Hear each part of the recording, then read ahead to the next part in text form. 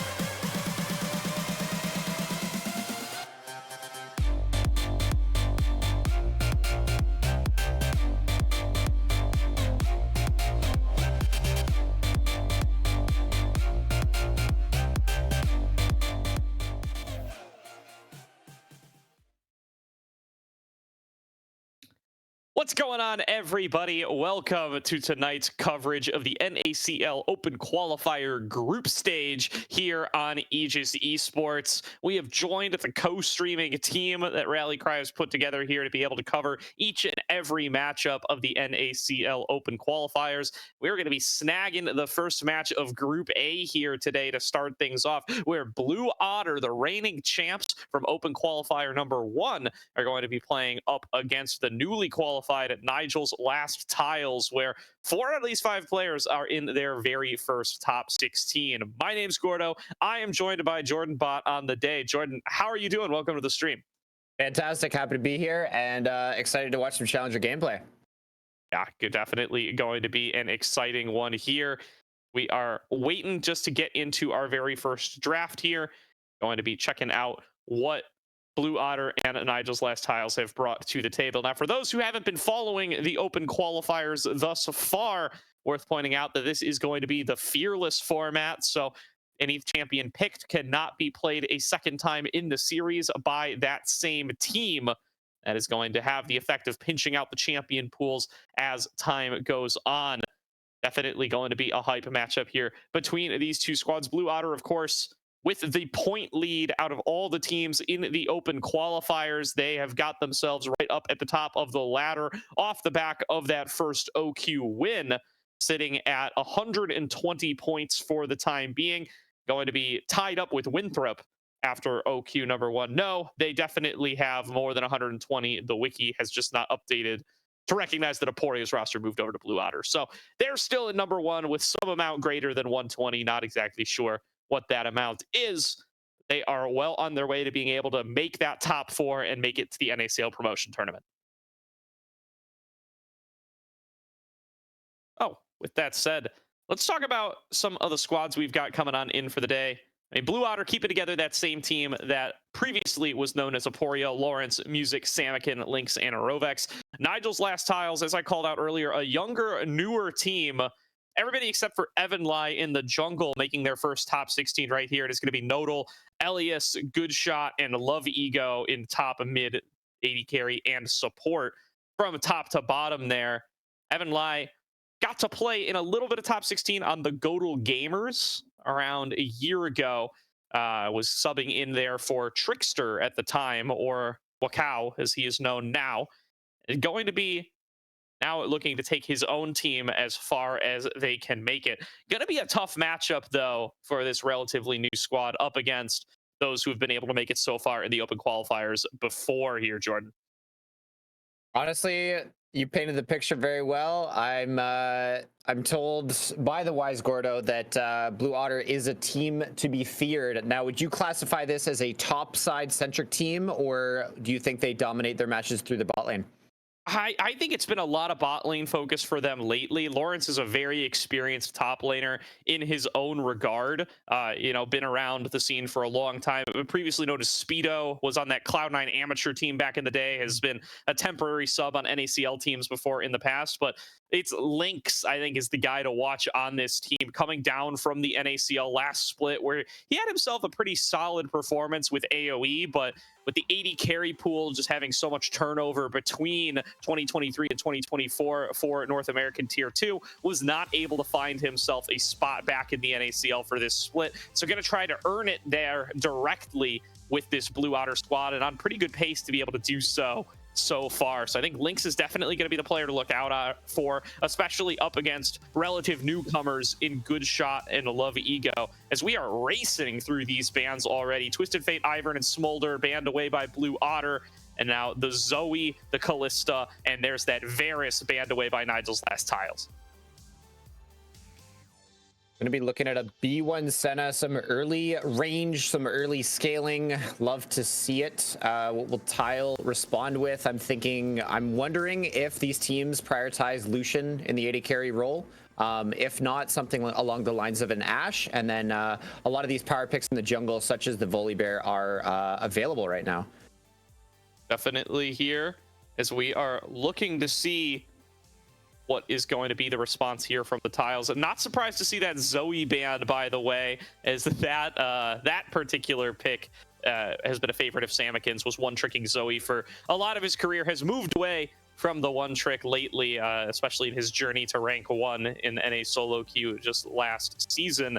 But definitely still a pick to be feared, and one that very few people are willing to let on through. There's going to be that Kaisa locked in for Nigel's last tiles here as they want to complete their bot lane, assuming they don't want to flex around the Karma. I mean, that flex is definitely something that you can figure on out. A Karma Kaisa is not really a combo that I've really seen before, so I feel like that might even telegraph, now I could be way off here, but it might even telegraph that Karma might be going to the mid lane role, because I've seen a lot of presence with that. Great jungle pairings such as the Xin Zhao, such as the Volibear. And then Kaisa is usually most favored with that all-in engage style support to stack up that early plasma. We see Hui and Nautilus picked up on the other side. Definitely here. And now going to see how they're going to look to round out the composition. You got to wonder whether it's going to be the farming Senna or the fasting Senna. We've seen both versions in this dual lane before, and now the Hui coming through in mid lane as well. Going to very likely be there. I mean, we've gotten to see some Hui Senna bot lane duos as well, but that Nautilus doesn't really have anywhere else where you'd be too comfortable. They're going to take themselves that Cassante, most likely going to be in the top lane for Nodal here. They pursue through the draft. The Vayne ban. Wow, really a little bit concerned about what Lawrence might be busted out in the top lane. Yeah, one thing I really like about Tile's draft so far is the amount of flexibility right now. The last two picks could really bend or weave this composition into many different styles right now. They've got fighting power, they've got some early game prio, they've got solid, stable top laner right now. So we'll see where they take it from here. All right, as that's going to be that rel ban coming on across, like you said. And what exactly are they going to look to pinch away from the top lane pool as they got a little bit of extra time to go here? Will be that Zac ban. So looking to maybe pinch away on the jungle pool a little bit. Music has been piloting that one a little bit more as of late. Would expect the fourth pick from Tile here to either be sort of a protect supportive champion here that offers some kind of CC. Braum is really coming to the front of my mind right now, or some kind of disruption along those lines. Or if they value a power pick such as the Volibear, such as the Xin Zhao, like I was talking about before, scooping that up for what might be a denial pick over on the side of Blue Otter. But I see no reason not to pick your support here. You know where Nautilus is, you know where Senna is, assuming that Karma is still going towards the mid lane. Yeah, and I fully expect to see some kind of control mage coming through for Elias here. I got to talk to the team manager over at Nigel's Last Tiles this morning, Quest. He was saying that this is a very kind of slow, conservative team that's trying to scale into the late game. Although that Tahm Kench lock-in makes me think it's probably going to be Tahm Kench support, going to be the Karma in the mid lane. And now they potentially are going to be looking at either just going all in on buffing up this Kaisa, or maybe looking for a little bit of extra damage coming out of the jungle. Yeah, you expect to see a carry jungle in this game. Wukong comes to mind. I mean, you can go anywhere from here. There's still a ton of flexibility in that draft. You could go something like a Kindred, but I feel like ranges of concern here. So getting onto that backline, getting Kaisa that access, and then maybe looking for flank angles with the Cassante is probably how they're going to win out this one. But I don't know how I feel about the Viego pick here for Blue Otter. It's a solid champion that they can offer some full clear options, offer some scaling, but getting a reset into a Tahm Kench Cassante team does not sound like an easy avenue into this one. Yeah, it's going to be difficult here. The Udyr in the top lane, the Viego in the jungle, going to give Music a little bit of carry potential for himself, looking to supplement that Senna, who maybe is going to be lacking a little bit in the traditional DPS role. Xin Zhao for Evan Lai going to round things out on the side of Nigel's Last Tiles. They look to have themselves a little bit of extra early game power there, especially up against the Viego. Going to be really favored in those sorts of duels where they do find them. Going to be seeing exactly how well they're going to be able to pair up with that mid jungle duo. I really like to see the Karma mid with the Xin Zhao jungle. I think just being able to buff him up, give him that shielding, give him that movement speed, it could just be so dangerous to have to deal with as an opponent. Yeah, such an explosive combo, and they're going to need to get the ball rolling, because what I see from the blind pick the Cassante into the Udyr is, I imagine the Udyr can set up maybe even a proxy, but he will take control in the early levels. And then the bot lane on the side of Blue Otter, the Senna Nautilus combo typically fare pretty well into the Kai'Sa side of things, just being outranged, just having limited wave control tools. So we'll see what happens in this one, but the Karma Zinzao are definitely going to have to be the catalyst for action in this early game here. Definitely going to have to be here. Karma Zinzao always being such a highly prized lane. Once that Karma starts to feel strong, and once they're both of them at the same time, then it just starts to get into ridiculous territory. We are starting to get to the loading screen here. We are going to have to create our own 3-minute spec delay, so it will be a little longer until we get into the game itself. But I can start to see some runes. I can start to call some stuff out where we get to see it now to start things off, and can already see that it's going to be that hail of blades for good shot on the Kai'Sa is going to get you that really powerful kind of early game trading pattern, especially when you're up against something like the Senna and the Nautilus. You want to be on the lookout for that and see if Nigel's last tiles are going to be able to start something up early on. When I see that Hail of Blades Kai'Sa, now I haven't been completely up to date on the best Season 14 Kai'Sa build right now, but I have been seeing a tremendous amount of them going something like Eclipse into some AP options, and the Hail of Blades really plays into that, as Kai'Sa as more of a caster champion in this one, instead of that like on hit 80 carry Kraken Slayer slow ramp kind of damage dealing. And that kind of plays into something that sounds pretty logical when you're throwing out Kai'Sa Ws, because the range coming in from Blue Otter's team composition with this Senna, with this way, they need something on the side of Nigel's tiles to disrupt that when we're coming onto Dragon standoffs, Baron standoffs, these kind of things. You absolutely do here. That is going to be what we are on the lookout for in that kind of mid-game back and forth phase of the game that we're certainly going to look for. It really interests me, given what Quest talked to me about earlier today with these Nigel's Last Tiles guys, is if they're going to want to play a shorter game, or if they're going to want to play a longer game, going to want to play a scalier focused game, it doesn't feel like this draft was able to give them too much of that. They definitely, have that late game DPS potential there with the Kai'Sa, but I really like to see stuff like the Hui and the Viego start to scale into the later game. I think they've got themselves some really powerful frontliners there on the side of Blue Otter. And then that's just last tiles. It feels like you really need to start getting Evanlai online with that Zinzao. Use the Karma Zinzao duo to be able to build yourself an advantage and kind of try to control dragons and take things through the mid game. But what are you feeling when you see these comps, Jordan? I agree with your assessment. I think the archetype sort of going on in bot lane of the Nautilus is hard countered by Tahm Kench. Now, there's a layer to that feels really good to play the Tahm Kench side of things when you get your protective items, when you're able to just function as a I'm gonna frontline, I'm going to absorb, or I'm going to disrupt what is the enemy team's trying to get a reset on for my Viego. But the other side of that is you've drafted yourselves Karma, Zinzao, and Kai'Sa. Those are very limited late game, mid-late game damage dealing champions, right? So if this Kai'Sa does not have a strong early game, and again, you're outranged, you have limited wave control tools, you expect to go a little bit down in CS, into this Senna right here. So they're going to have to come out with some surprises here, because yeah, if we're going pound for pound, and at 30 minutes, the Hui is going to be an absolute monster. Yeah, and we are about to get started with the game here. Last question for you, Jordan, is how's your Scrabble skills? How familiar are you with the board game Scrabble? It's the namesake here for Nigel's Last Tiles. They're a pretty Scrabble focused organization, as has been explained to me, and let's see if they're going to try to find themselves some bingos in today's matchup. Very limited Scrabble info here. I won't even play against my grandmother anymore, because her brain just functions as a dictionary. So I've lost enough games that I'm done with that game.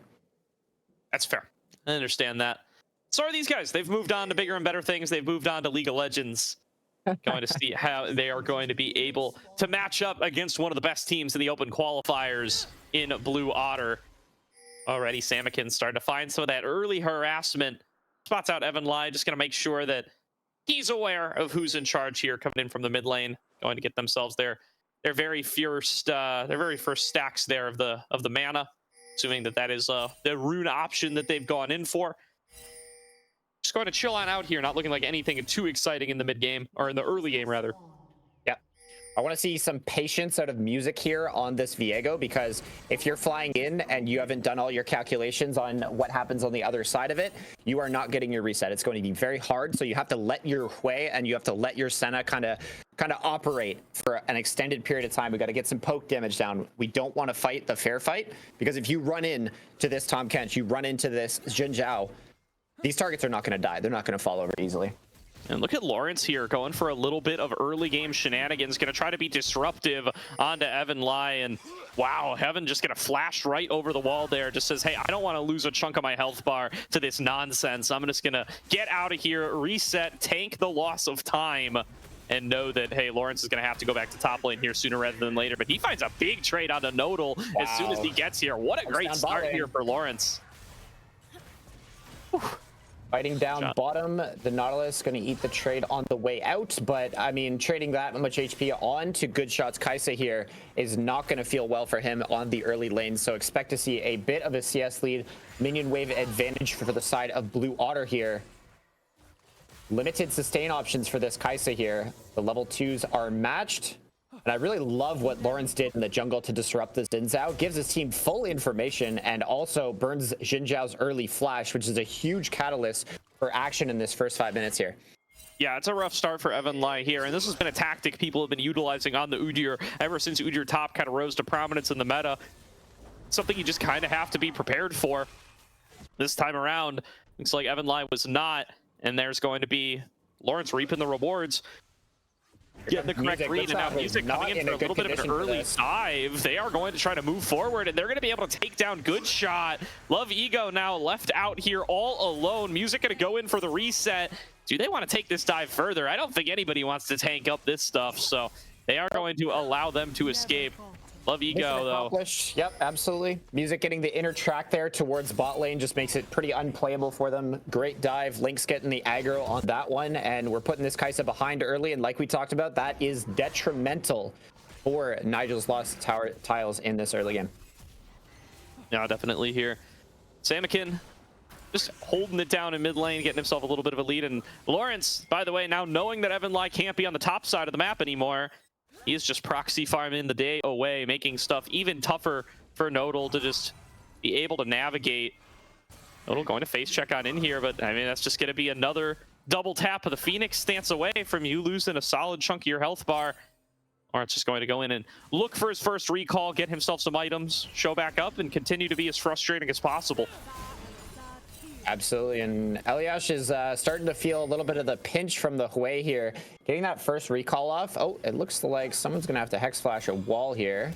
Yeah, Rovex. That one, no problem. Yep, he makes his way out in time.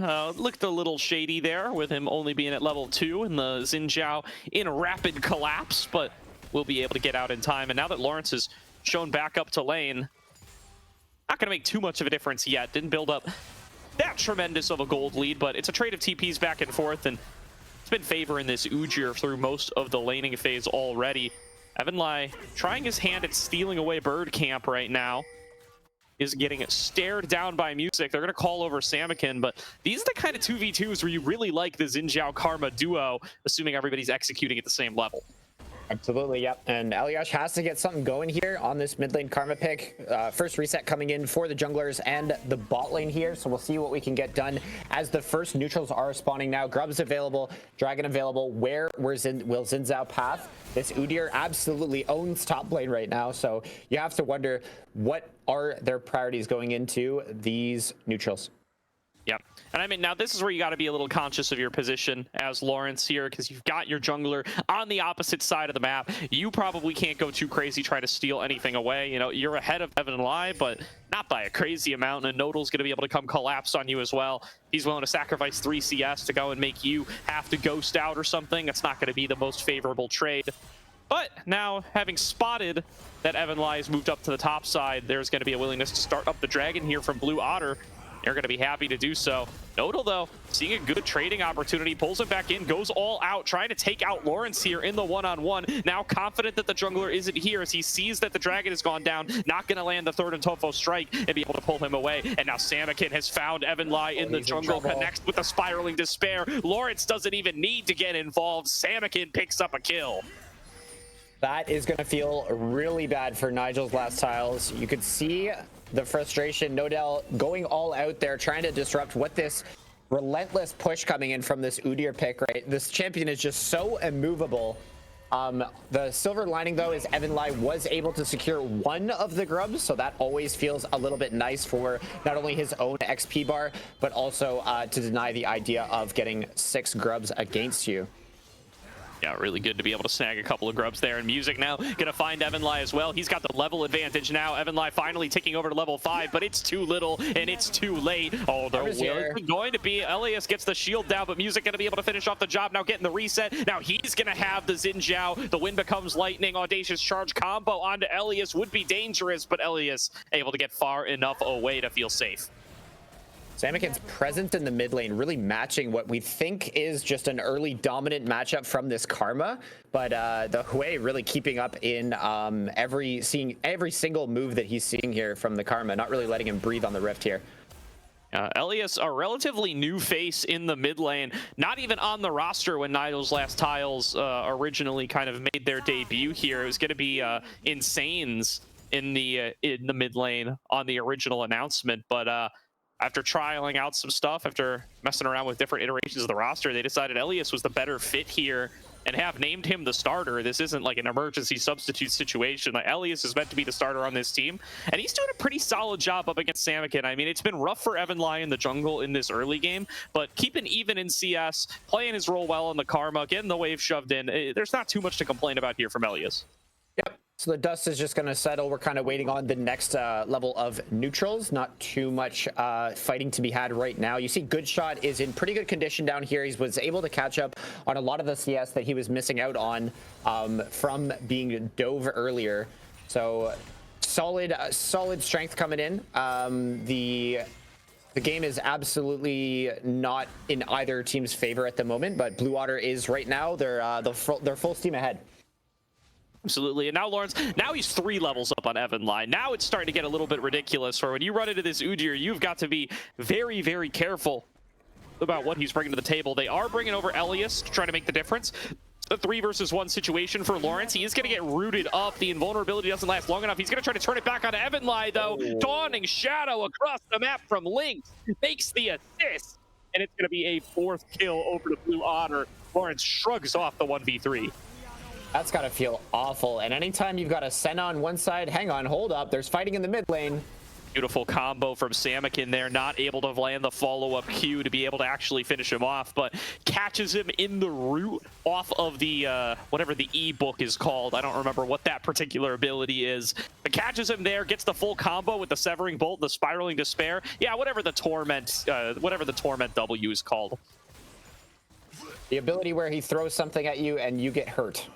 Let's call it the little eyeball. It gets you vision and it roots you when you walk into it. You don't want to walk into it. Elias walks into it there and takes a full combo and kind of gets forced off of the wave for quite a while. Now going to lose some of that CS equality they had going for a while. Yep. As I was mentioning earlier, anytime there's an Ashe on either team, anytime there's a Senna on either team, you're fighting topside, it's like there's another player there. Massive shield coming in for Lawrence, despite him not playing the CC immune around the Karma route properly.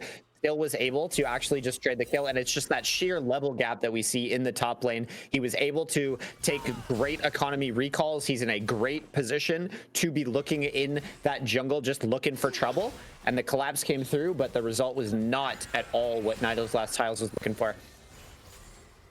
Definitely not, and now it's about a 3k gold lead going over the way of Blue Otter here in this early game. They've just navigated it masterfully here. It all started with Lawrence winning that invade on level 1, and they have just been bullying Evan Lai the entire game through, and he has not been able to breathe. Finds Music at a sizable lead. Samakin's got a fair bit of lead to himself now. Still Lawrence who's ahead in the same time. And once he gets this Leandry's done, it's just going to get so tough. Nodal thinks he sees an angle, though, goes all out, going to try to run Lawrence down across the entirety of this top lane. The Ghost has been popped for the movement speed. Nodal not going to do the same, and he's going to say, hey, you know what? I got a fair bit of the health bar done. That's all I need. Yep, not too much more to be accomplished there. Udyr is just going to go back and ignore the champion and go back to his proxy. Very frustrating to lane against, I'm sure. Neutrals on one side, 3 grubs grabbed up, fighting in the mid lane. Just a little bit of push out so that they can access the bottom side river, but it looks like Evanlay is lurking. Lurking indeed. Samakin going to get the fear there onto Love Ego, but still getting chased down on the other side, going to throw down that fissure. Going to force the eat coming out of Love Ego. Now without access to that ultimate, is Evanlay going to have any chance of getting out of here? Samakin snipes him down from back in the jungle. The dive forward from Music is going to net them a second. Elias forced underneath the turret, manages to dodge out of the Dawning Shadow, but they've pulled back in Nodal. They've found their way on to Elias as well, and it's just 4 kills for 0. Blue Otter running away with the game. 4 for 0 at the end of that. Bot River is absolutely Blue Otter's territory here. The outplays coming through. Feels really bad for Evanlay using the Xin Zhao ultimate and Love Ego scooping up in that Tahm Kench ultimate. Key safety tools that were brought out by the pressure here from Blue Otter's roster. Hate to see the over-index on safety there. They used both cooldowns and got punished for it. Making a play onto Samakin here. Good dodge out on the Tongue Lash, though. That's the play dead before it even starts. I mean, you need to be able to CC that Hui to stop him from just walking out of everything. Doesn't work out that time. 8-0 onto the scoreboard. Looking pretty Blue Otter favored in game number 1. You know, this is a squad built to qualify for the NACL, and they are showing it here. They will shrug off these matchups up against teams that are, you know, kind of here for the experience, here to get themselves into top 16, see how they can develop and show out over time. But it's been so one-sided in this game number 1 at the very least.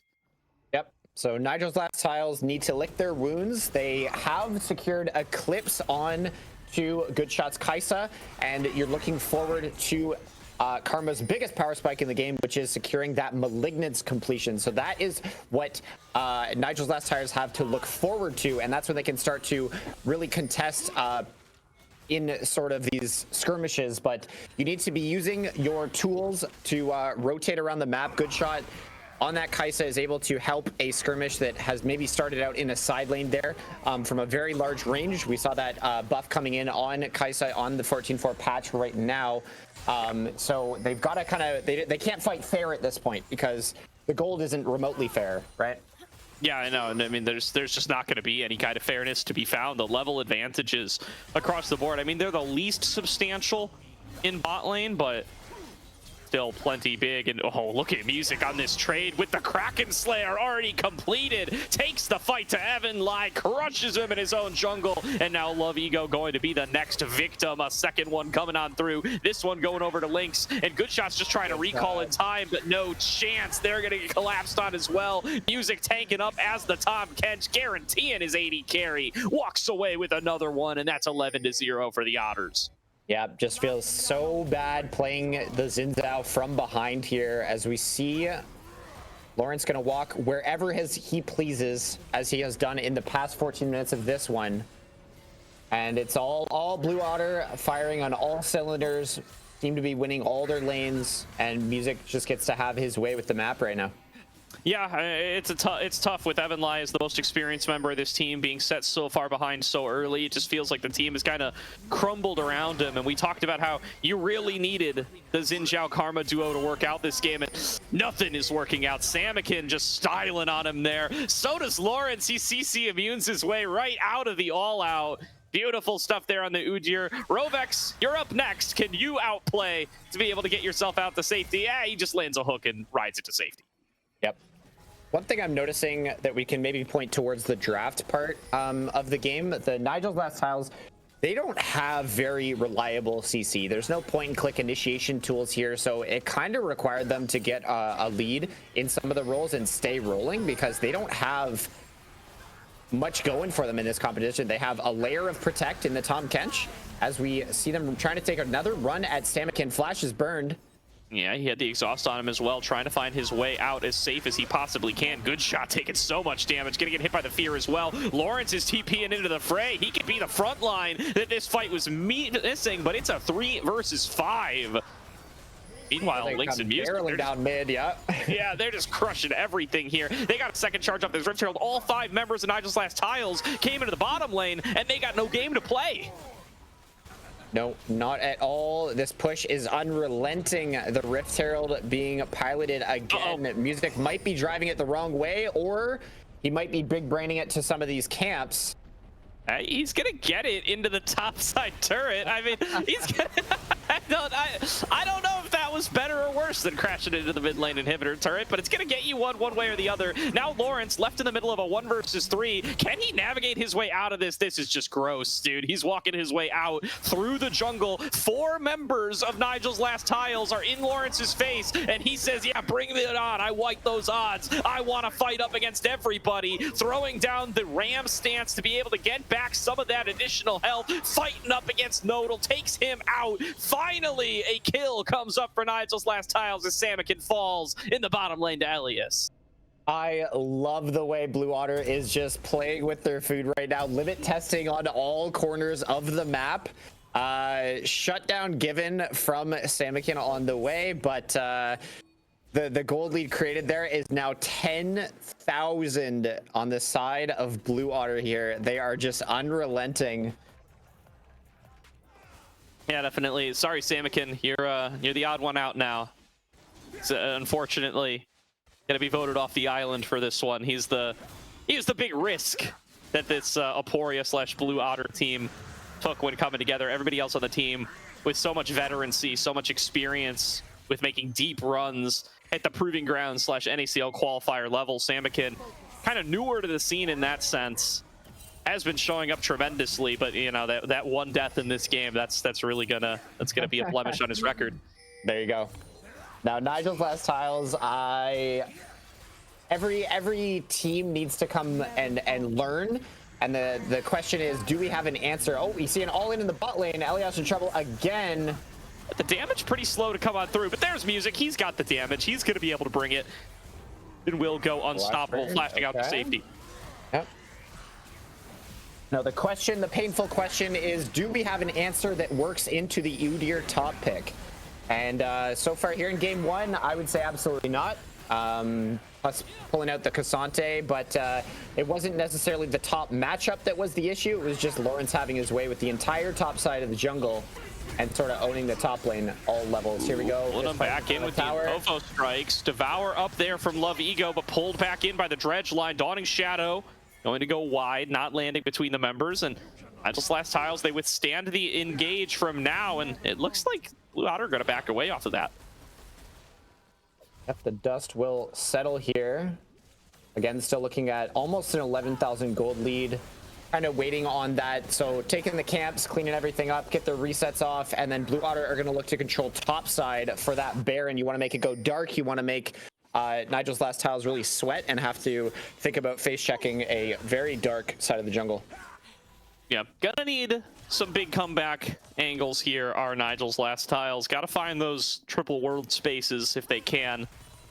See if they can get that score caught on up, because 13-1, not looking great for them right now. Over 10k gold down to the Blue Otters, who are now looking like they are just waiting for one of these epic monsters to spawn so they can use it to get their way into the base. That Baron gonna be up here in just about 20 seconds, and that is gonna potentially be it.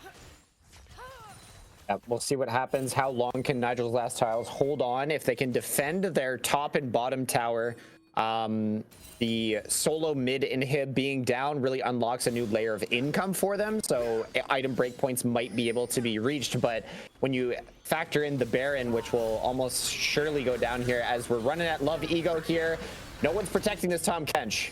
Wow, that's so much damage coming on across from Samikin on the backside, as Elias now going to find himself on the front line, getting melted down by 5 members of Blue Otter as Lawrence throws down the Glacial Storm off the back of the Ice Phoenix. Going to just force Nodal to stay, gets underneath that turret. no chance to have any kind of challenge here. Music just playing with his food here in the 1 versus 4, throwing skills out as the Karma, but he is way stronger in the Viego form than he is in stealing away anybody on the side of Nigel's last tiles. Just demolishes Nodal's health bar with the items already done. Music gonna come over and rejoin the rest of the team now as they are looking to close this one out. Good shot, devoured up, spat back into the fountain. Evan Live flashing in, trying to make a desperate play happen, but nobody will fall on Blue Otter. A near perfect game coming on through for Blue Otter in game number 1. Nigel's last tiles, they are dumbstruck. Yep, absolutely back to the drawing board with this one. Let's get an Udyr ban for game 2. Let's make it a little bit more playable. That has to be part of the conversation when they're talking in the dressing room, because that was not good almost from start to finish. Clean, solid play coming in from Blue Otter here. Yeah, well, it is Fearless Draft, so the Udyr will be disabled for Blue Otter in game number 2. So at the very least, you don't have to worry about that one. You don't have to worry about these picks.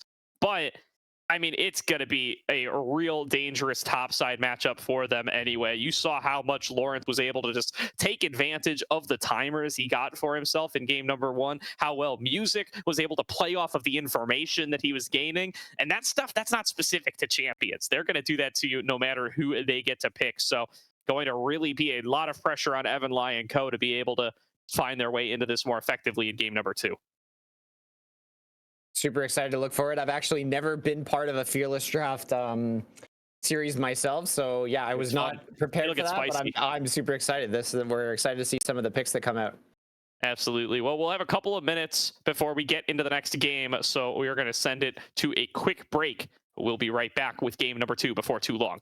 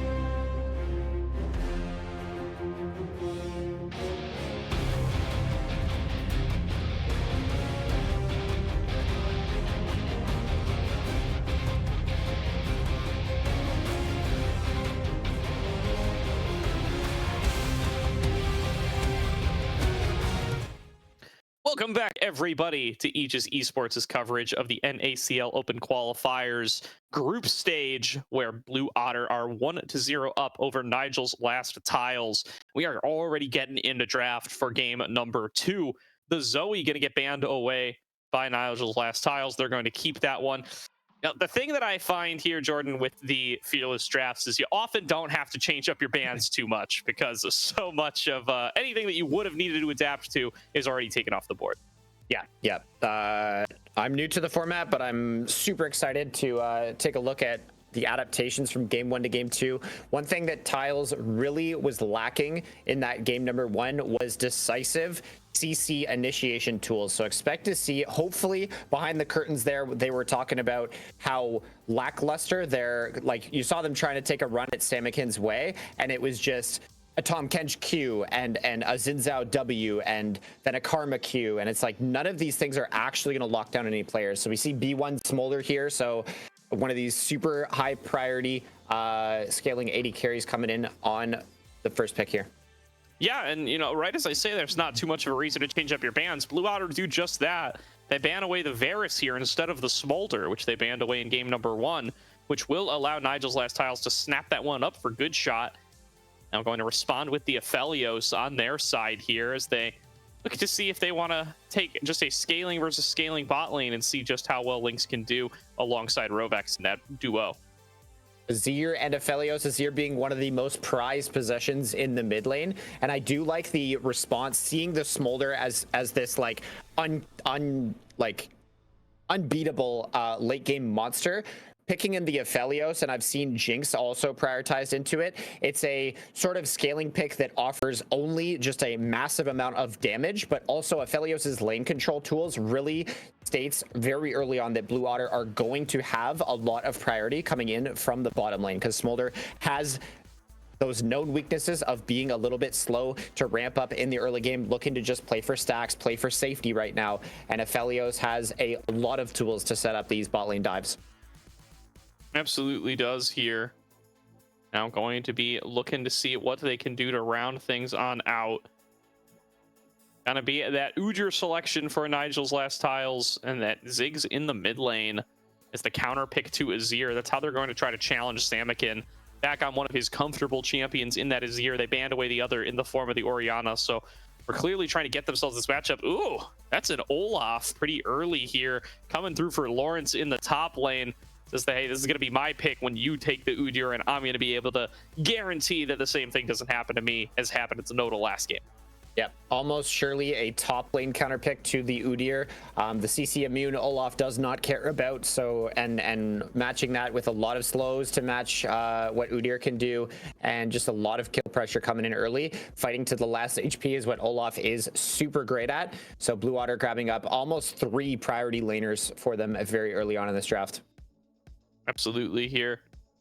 Going to be all about the carry positions. They're going to save their jungle and their support to round number 2, and taking away that Trundle. I mean, that would be one of the fancy draft moves you could pull off as Nigel's last tiles here. Take the Trundle into the Olaf top lane. That's a unplayable matchup, as many would call it, and instead flex that Udyr over to jungle. They're going to take that option off the board here with the ban, and then grab themselves the Nautilus ban as well.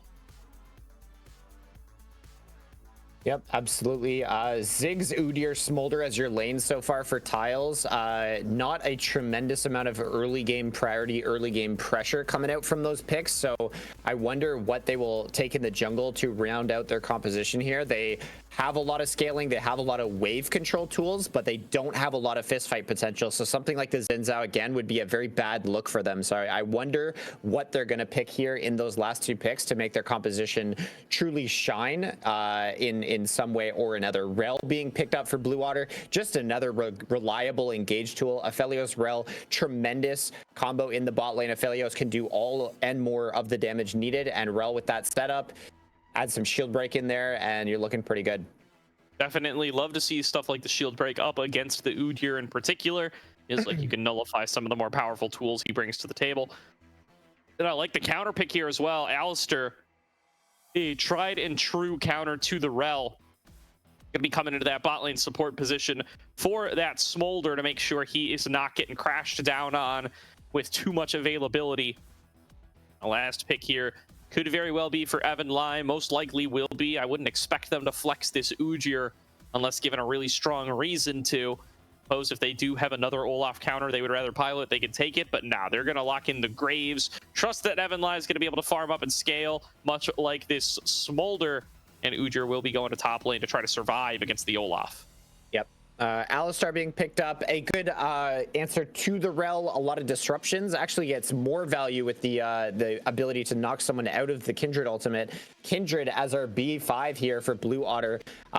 Stylistic, very similar champions, Graves and Kindred. Typically, one of these champions will have a great game and the other one will be pretty miserable. So we're looking at Evan Lai versus Music here, and Music likes those odds, says give me the skill matchup and let me get ahead of you. Definitely. And going to be really interesting to see how the top side of the map plays out once again here, because you can see Music is putting his eggs back into that basket, trusting that the Olaf is going to get priority. He's going to be able to bully the Ujir. He's going to be a strong and reliable top laner for you to play through, and then be able to take that Kindred into the enemy jungle, snag away some of those marks, and get yourself set up to be a really powerful mid-game threat. The 4 marks threshold is what you really want to reach on that Kindred to where you're going to be powerful enough to kind of contend with some of the better champions coming into the later game. Yep. Initiation tools finally on the side of Nigel's last tiles. It is still limited to Love Ego's Alistar here, but there are some more tools. There's disruption countering the Rel. Ziggs has a tremendous amount of range, and is that a mid lane Smolder? I don't think I noticed that in the draft. Looks like Ziggs is piloted by Good Shot here. Interesting. So they don't want to play the Ziggs as a mid lane Azir counter.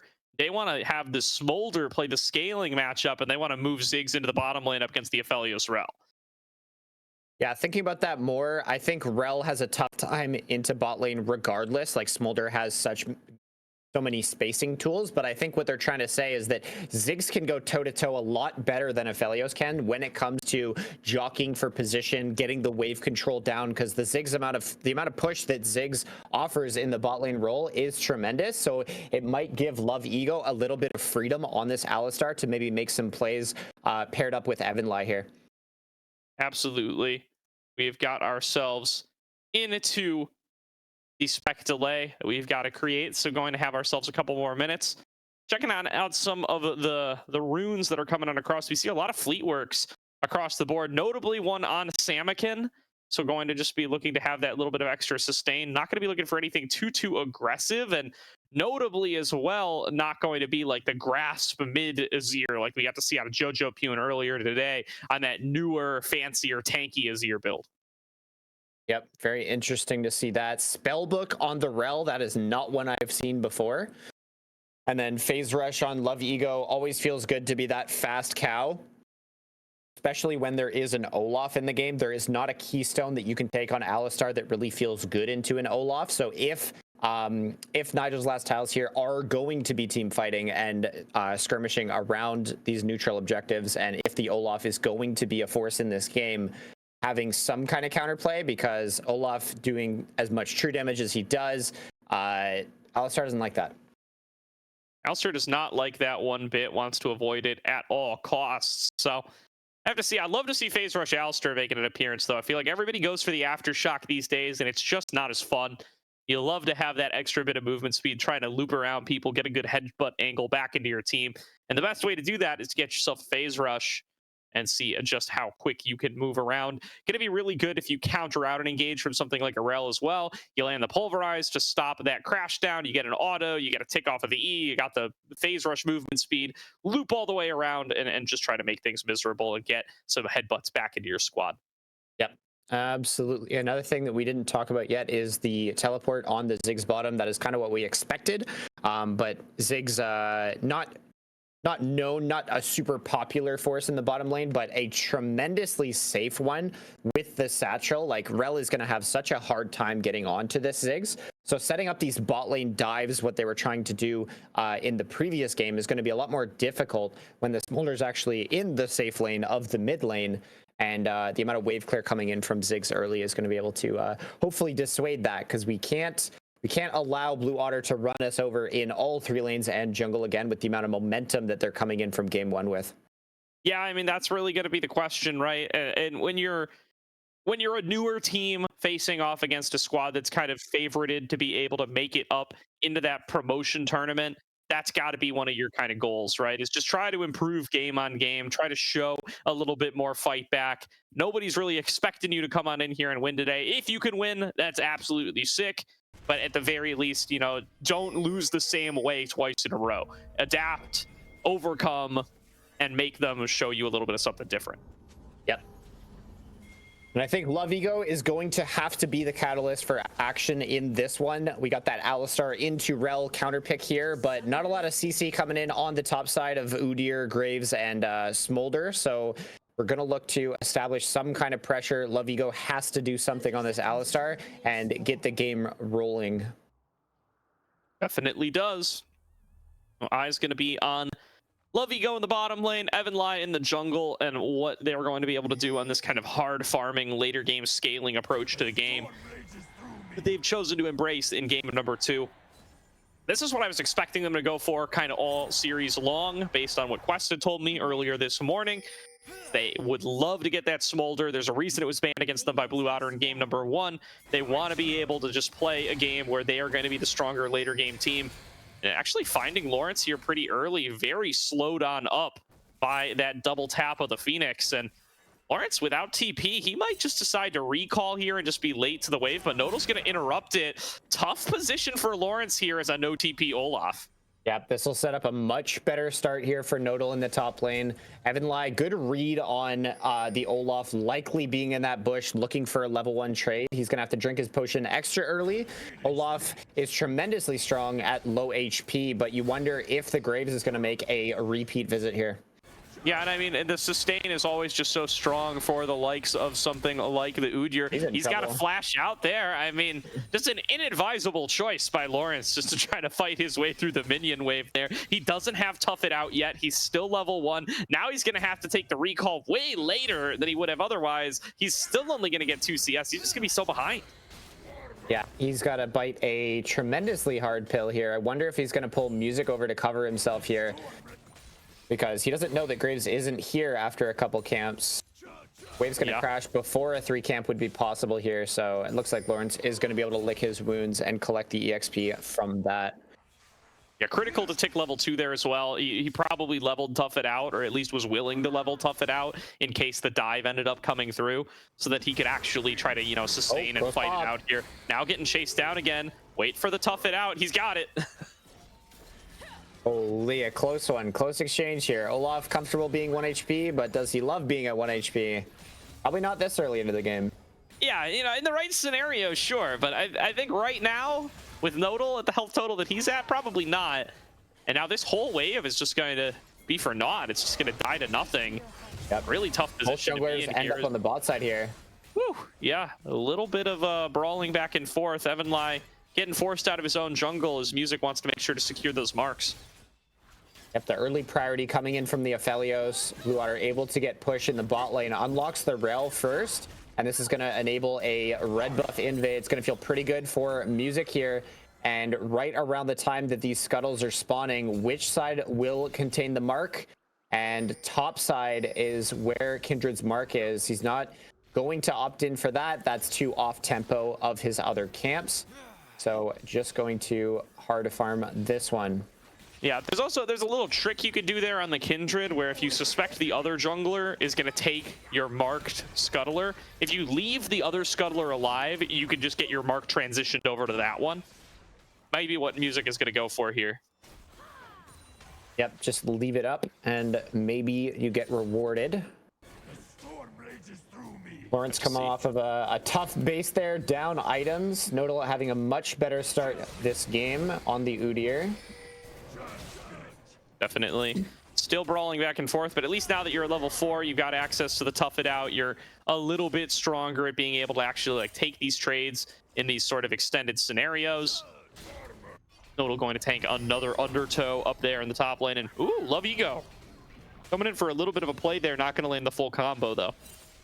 Yep, knocks him away there. We see Evan Lai on the Krug camp on this side is behind Lawrence, but Lawrence has enough ward coverage to probably give him early warning here. He is going to look at it. Yep. Lawrence now knows that Evanly is up here. Music now knows that his scuttler is still alive, and you can see that scuttler now has the mark on it. So we'll be able to loop back over there and pick that one up when it is time. But you do have to be a little concerned about the grubbies here. They are up and available, and Evanly going to be there in time to start them up. Calling over Rovex off the back of the recall, actually. It looks like they want to challenge this. Elias teleporting back to mid, but Samikin does have control of the push. Yeah, Nodal having this much push in top lane, this is really risky for red side here, but at least from the top perspective. But it looks like Samikin has enough unlock from mid to be able to facilitate the grubs take here, and it'll feel really nice for Kindred to keep this pace right now if she's able to go to the bot side and look for that mark. Lawrence trading heavy in the top lane here. Yeah, Lawrence trying to take it all the way here up against the turtle stance that is sustaining through it a little bit, trying to fight it out, not gonna be able to come out on top though. Nodal gets the first blood in the one-on-one as Lawrence just exerts himself a little too far.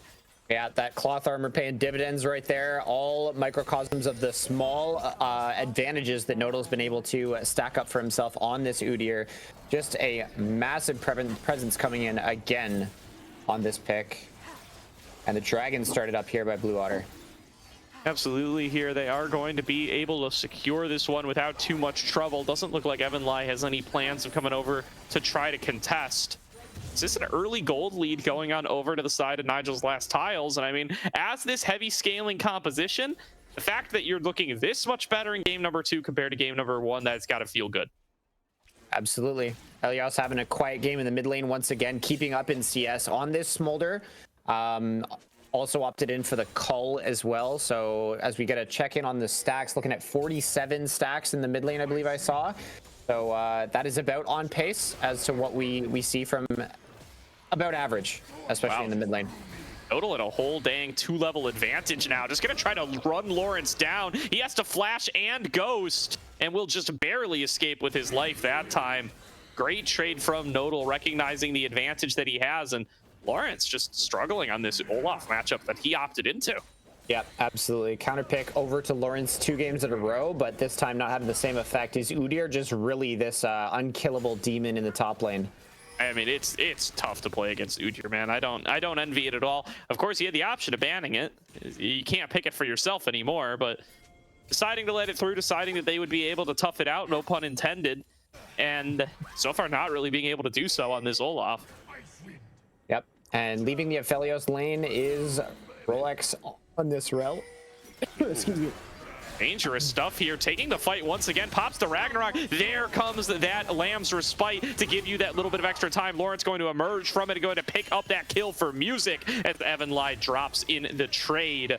They will be able to get a little bit of relief back for Lawrence off the back of that one. As Lynx is just brawling in the 1 versus 2 down here, knows that he's got green and white, and that's going to give him that range advantage, and he's willing to step up there, keep these chakrams going. There's the engage from Love Ego, but is he going to be able to take him down? Flash on out, going to avoid the Mega Inferno Bomb. Lynx lost all of his chakrams from earlier on, and now he might actually get chased underneath this turret. Going to have to call it a day.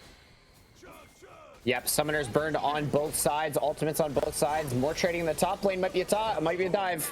Yeah, this is a 3-man dive coming on across from Blue Otter, and they will be able to close it out with ease. Lynx is still hanging out down here. Lynx, you're a madman.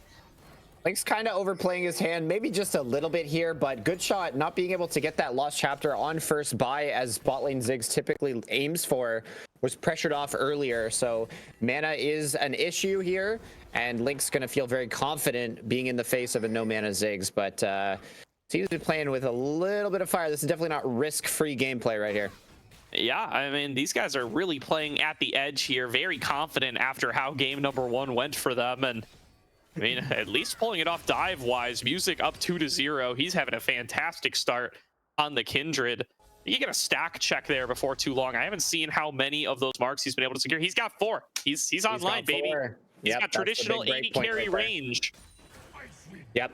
So he's going to be having a great game. As we talked about this matchup, Grades versus Kindred. One side is going to thrive, and one side is going to be playing catch-up right now, and that's Evanly. Without the lane priority coming in from the mid or the bot lane. Rovex has been unleashed on this map here, and just having to think about, will this Rel just burn flash on me, as the Graves has really limited what he's been able to achieve here in this early game.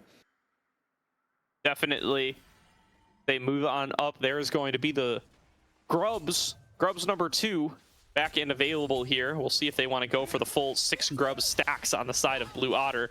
They definitely have Rovex roamed on up to mid, so they're playing as though they want to fight for this mid push and as though they want to contest for those Grubs, and that's what time it is. They're going to rotate Samakin over, and they're going to try to take the full 6.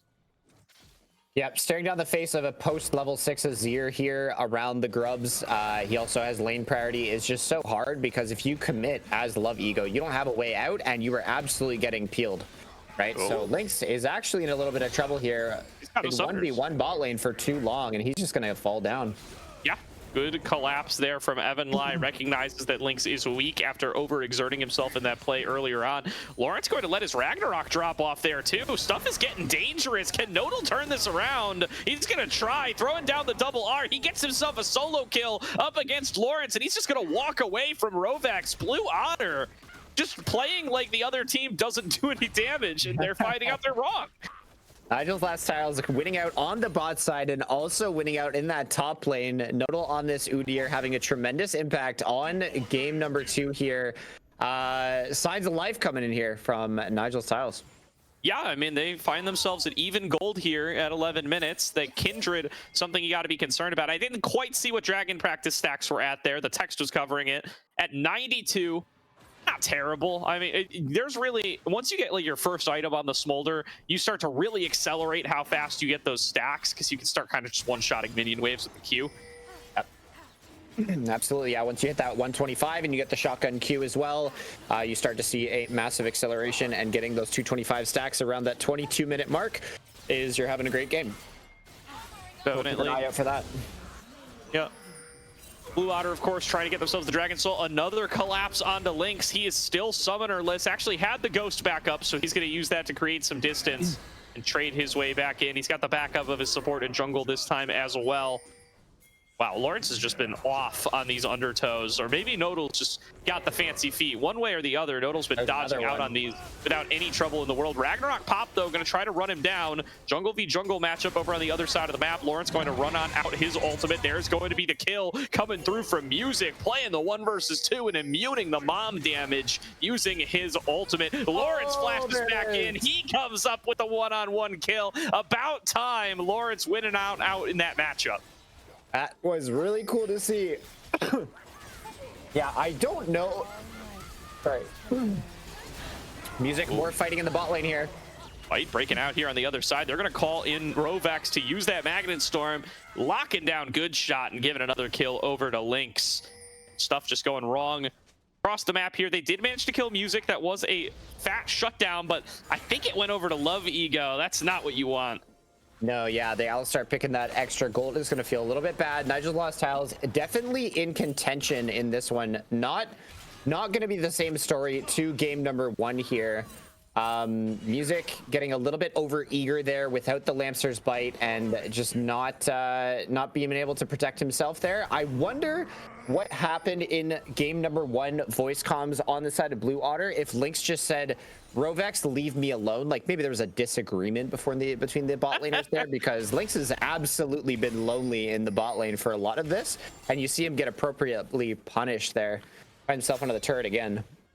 Yeah, I mean, they've only really managed to take him down once, and even that was like, it's hard to blame Rovex more so than just blaming like Lynx just being up too far, because it was under his own turret and just not respecting where Evan Lai could be. And otherwise, he's been able to keep up in CS, although here's a play breaking out on the top side. Love Ego getting the engage there.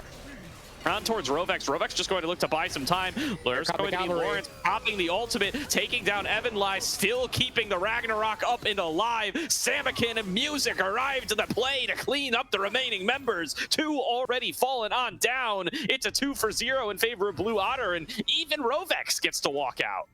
Yeah, Rovex looked absolutely dead to rights there, but buys so much time on the Rel. The collapse comes through. Music is absolutely untouched in this fight, and able to just free fire on the Kindred. able to free fire and able to come up huge. Just like that, the gold lead has swung back over into Blue Otter's favor. They're forcing the flaps away from Elias in that mid lane matchup. Now Lawrence just going to focus in on this turret. Says, hey, you know what? Nodal can't kill me fast enough. Not anymore. I'm going to force the CC immunity to even get away from Rovex, and that's first turret coming up for Lawrence. Yep, love what they did there. They cut the map and they said, we're just going to put Rovex behind the turret. 6 grubs is going to be enough to take down that one.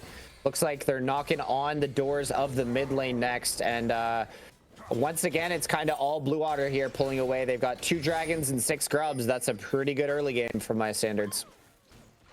Definitely agree with that one. It's giving them that extra push power. It's contributing to folks like Lawrence being able to come up with the first turret gold, and that's something you really want on the Ziggs if you have any opportunity to do so. It's kind of his specialty. Losing out in the turret race when you've gone for the Ziggs draft definitely does not feel good. And here comes Music trying to bring out another charge.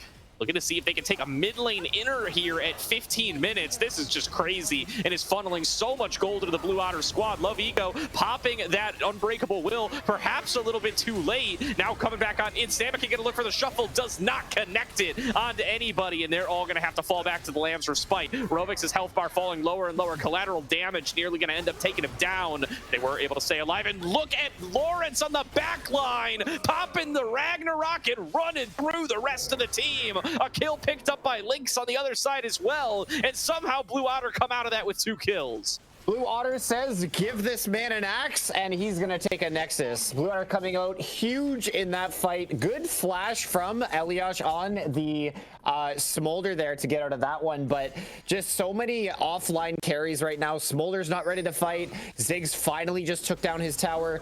The squad of Nigel's last tiles here, their Graves is behind. There's not a whole lot going for them, and they're not able to really go punch for punch here. So Blue Otter's going to play right in your face. They're going to push all the lanes, and they're going to demand that you come to them around these mid lane towers, and Tile's not really having the answers there. Absolutely here. Moving on towards that dragon. This is going to be putting them on soul point, and I cannot see a world where Nigel's last tiles are able to come up with a big defense here. Just drawing one of those hands, you know, where you get like 3 E's and 3 O's and a U. There's just no words you can spell here. They're having a really tough time from this position in the game, and now Lawrence is just running Nodal down once again, popping the CC immunity, but that doesn't last nearly long enough. Rovex scoops him back into Lawrence's hands and picks up another kill as Music chasing on to Love Ego, gonna take him off the map as well, and Blue Otter get everything they want and more. Yep, you see Good Shot and Evan Lai up here doing a bit of a suicide squad push up into the top lane, get their prize, and they actually get out of here, but at what cost? Blue Otter with momentum will take down the side lane tower on the bot lane. Mid lane will fall, and it looks like the base is getting perforated here. It's really all starting to fall apart here. I mean, taking inhibitors at 18 minutes, I mean, you can't even use this to try to get a Baron or something. It's like, there's barely even a benefit to it. I mean, it's going to force the enemy team to just sit in their base, but what are you going to take while they're in their base? There's no objectives. Yeah, I think that's full disrespect. I think Blue Otter is, really not expecting that Nigel's last tiles is going to come out with any surprise punches or any kind of the scaling. They just don't respect it. They just said, no, we're going to try and nail the coffin to this one very early on. So you'd expect them to go control top side now. There's only one tower lingering out there in the top lane here. But farm the camps, get the momentum, get the waves shoved, and just keep fighting. Just to keep fighting is the motto. And already going to be so much gold going on over towards the Blue Otter squad. Music gonna get spotted by Love Ego here, but still continuing to fight on out, and there's gonna be Rovex marking Evan Lai on the other side, just working their way through this Alistair health bar. That kill's gonna go over to Samakin, advancing forward onto Evan Lai now, who's just stuck in the Magnet Storm, and giving over a second one to the Azir in the mid lane. Rovex not slowing down, shuffling back in. He's gonna get a kill for himself, and Rovex comes up with 1. Yep. We call that support gap right there, and looks like Blue Otter's just going to go for the throat here. They restricted the movement, and now they're just going to try and take the base here right in front of the Smolder's face, but that super minion is very healthy. Yeah, just melting on down these towers way too fast. Look at all the grubs, the mites. The mites are tanking up everything for them, and the Kindred ultimate is letting them continue. This is just absolute demolition coming on across from the Blue Otter team. They nearly take the whole dang Nexus on that push pre-20 minutes. They'll settle for one tower, back off, reset, and do it again. Yeah, Ego maybe trying to eyeball a bit of a chase down here, but it just doesn't look like there's any signs of life here from Nigel's last tiles. He has the flash available, but nothing really behind it. And when you talk about holes in this composition, you see Ziggs, Udyr, Smolder as your core. That's a lot of safety, a lot of scaling, but not a whole lot of activity in the early stages of the game here. And you're seeing where it just doesn't provide enough oomph in moments where they need it the most. A lack of oomph definitely looking to be one of the big problems here. Elias finally finishing off that cull. Still only on one item. I mean, are we even close to 225 stacks? Probably not, right? It's just been so tough to play. At 216, actually. Yep. Probably going to get it. They're going to get one fight with 216 stacks. It's going to be up against a Baron buff team that is almost 10k gold ahead, but they will get the one fight. We've seen it before. Will we see it again? Smolder is an insane late game scaler. Access to the Elder Dragon. Most champions can't dream of getting that unless they actually slay it themselves. Here comes Music. A lot of momentum behind him. Slow coming on across from the smoke screen, going to dissuade Music from moving any further up. It's a big minion wave going to start to crash in up here. Damage already raining down onto Nodal, going to chunk him down just around half HP, and they're going to start their work on the last inner turret here at 21 minutes. Said earlier on, they were waiting for the Baron buff to be able to crack open the base. They already did it without Baron, and now that they have it, are they going to go for it? Looks like not. They're going to take the recall here. They want to buy one more time. They want to be sure as rain that they can get themselves the end right here. Yep, they're gonna scoop themselves up a Ocean Soul, as they probably have to respect their coach, because you got to cross the I's and dot the T's. Oh. As Rovex and Love Evo having a little bit of an emote battle in the mid lane here. It's not a good sign when the teams are doing that in a competitive match. It usually means we think we know what the result is already. And yeah, that's just tough to see. Rovex having a little bit of fun with Love Ego there. They flash the angry bees at one another, and now it is Dragon Soul time. Will they be able to find a combo here? Rovex gets over to the other side in time before the Pulverize connects. And now with the Mega Inferno Bomb, they're going to try to steal. Music throws down that Lamb's Respite, brawling with Evan Lai, going to take him down, going to get the soul as well. And now Olaf just running amok on the other side, finishing off Love Ego. And 2 kills already coming over to the Blue Otters as they look to close things out. Yep, the 225 stack threshold not going to be enough here for Nigel's Childs, as they will collect the bot lane tower and look to flood the Nexus here with minions and these Void Mites that have just been so annoying for Nigel's Tiles to deal with. No wave clear options when the Baron buff's online. Yeah, Nigel's last tiles on their last legs here, as Blue Otter looking to push on into the base. Good shot, just tanking huge tanks of damage from Lynx as they move forward onto the Nexus. Fights breaking out on the other side. Lawrence is winning it, but it doesn't even matter here. They're finally going to be able to take down Lynx, but not before the Nexus ends up falling. We call that a bingo for Blue Otter as they come up with the win. Yep, GG, well played. Liked what we saw. Blue Otter all the way. We're going to win 3 lanes. We're going to make your map tiny, and clean snowball coming in from them. Absolutely. And they are going to be able to find themselves that win. They are going to move themselves up to the winner's bracket. Going to be a really successful run of the day here for Blue Otter. I mean, they were the favorites coming into the match pretty substantially, and now are going to face off against what's the other matchup in Group A? I'm going to find that out in a second and find out what the winner of which match they are going to play up against. But now just one win away from locking themselves top 8 and getting themselves into that elimination bracket. Very cool to see. I will definitely be keeping an eye out for Blue Otter to see what their trajectory is as a team, because that was a very strong and very clean series from them. Definitely the case here. Really impressed with what we got to see out of the Blue Otter squad. They are still looking plenty strong as they come into their second open qualifier. Just need to get themselves a pretty solid finish here before they are able to guarantee themselves a spot in the promotion tournament.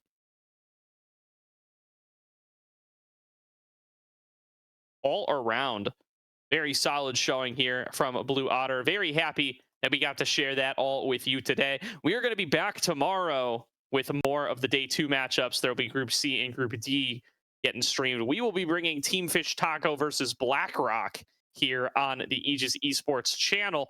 But that's going to do it for Aegis here. We're going to raid you out over to one of the other NACL qualifier streams, I do believe. You can continue to check out all the NACLQ action there, but we will see you back here tomorrow with the next match. Thank you all for hanging out with us.